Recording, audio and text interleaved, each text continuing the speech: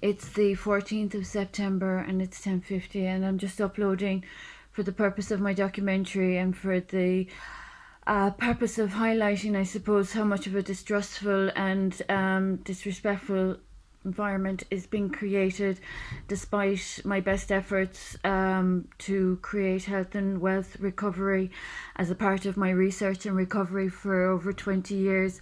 That became legislation, and that as a part of my own experiences, strengths and hopes with fellowship members and as a mental health practitioner, brought about social reform. So unfortunately there are people mentally disturbed still in my proximity that are suffering from regressive behavioural patterns, and that are in my proximity claiming to be of royal protocol also, and that are disturbing the peace and ignoring that I'm here since 2019 and I'm actually of state protection as well as royal protocol and international protection. So it's disappointing. As I've said, there's been breaking and entering incidents, there's been environmental damages, there have been physical damages.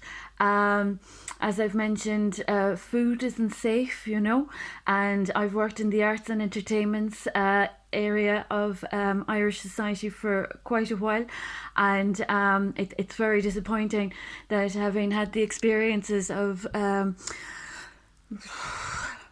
offence that initiated the COVID pandemic from Tralee, County Kerry, that are being subjected to fraud and forgery.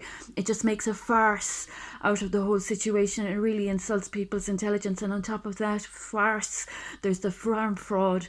So the big F for the failures that have no authenticity and that have no ownership of anything from me, and that are bringing everybody into a very compromised, disrespectful position and stance in society.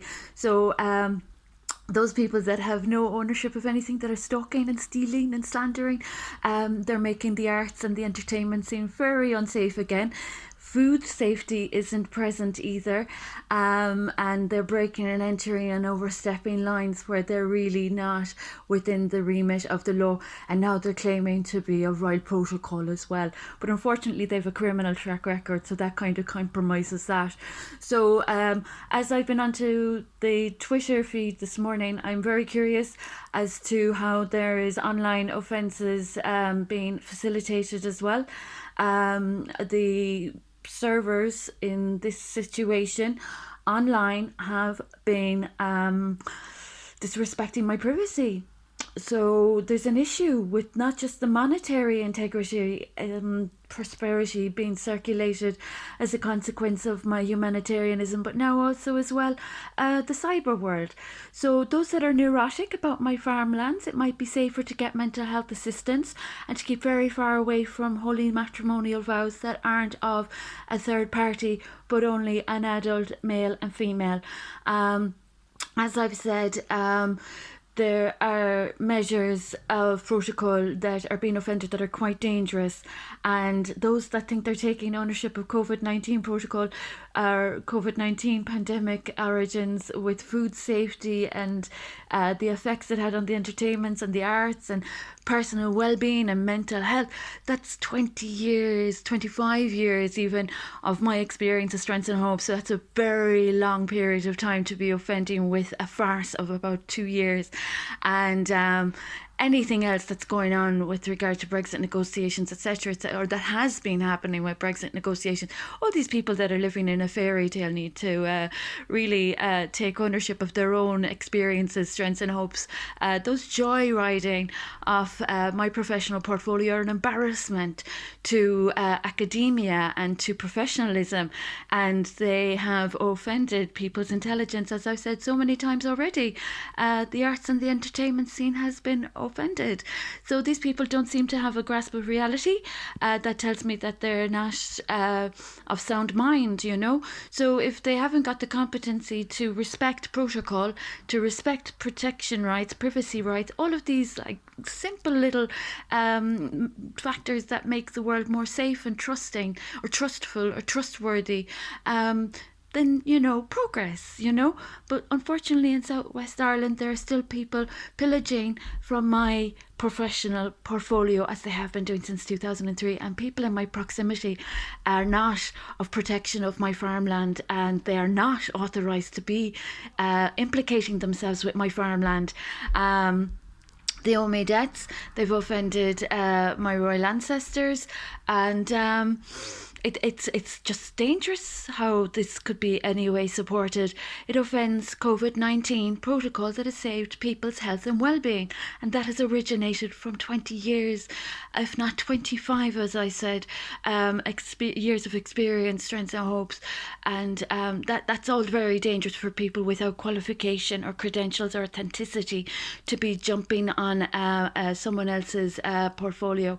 So those that are fooling the masses and preaching to the blind might be a little bit careful about what they're offending. It's really not a safe, sad sign of the times. So the longer that I have to tolerate these offences, unfortunately, it makes the world a little bit more unsafe than prior to pandemic.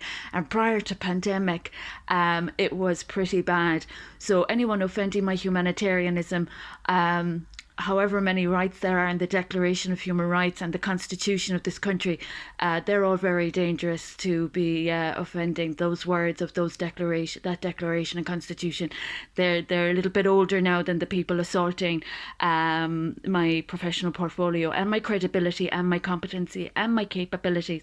People stalking at 18 Rock Street trying to offend my mental health, disturbing the peace and making slanderous comments about people is very dangerous, especially if there's such falsehoods that put people at risk. So people should be careful about their words and be careful about where they are, because they're really not on safe territory.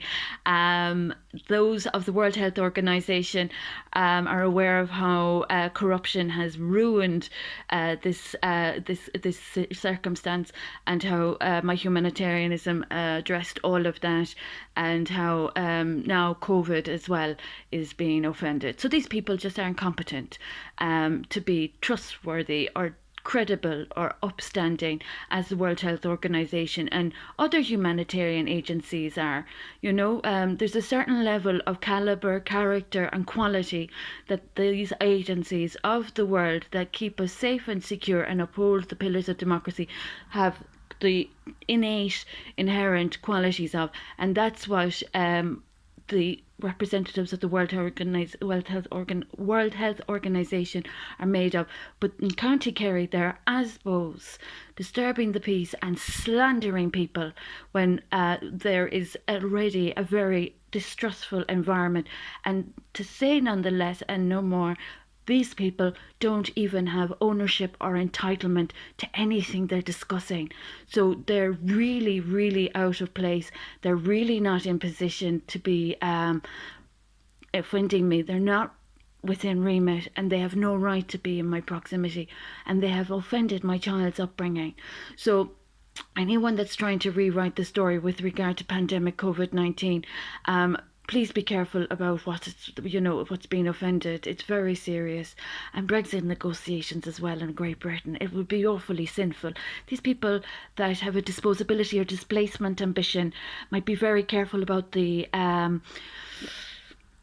shadow of past offenders that hangs over this country already, that have already offended the arts and the heritage and food safety. You know what I mean? So those that have been a part of that clique aren't really out of the woods yet with regard to their new behaviours or their new positions or new prowess. These people that have offended civil society principles haven't represented successful behaviour and are offending me to this day, and they're exacerbating their debts that they still have to pay since 2006. So that's just showing that they don't have proper money management skills either. So There's so much happening. The environmental damages where I am are highly repulsive, and there are ministers up in Dublin taking a salary for this kind of a dirty job after I initiating pandemic that is subject to fraud of people already guilty of corruption. So it's just a dangerous cycle. And the people that are thinking they're rewriting the story need to have a sit down with themselves and look at the history of their past and look at the history of their own transgressions and failings and wrongdoings before they cause me any more offence, where there has already been casualty. People have incurred awful penalty upon themselves for causing offence against my good name and defamation laws, and they're not escaping the debt that they owe me since 2006. And the fact that my son is still a missing person puts the reputation and safety and credibility of the Garda Síochána at huge risk again.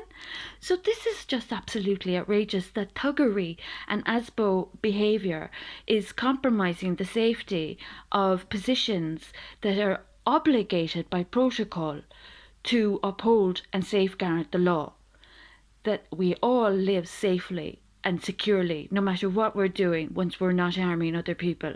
Now, people that are thinking that they're walking in on other families and home wrecking since 2017, that doesn't make sense to support when it upsets other people's families as well. So it's not an intelligent cause.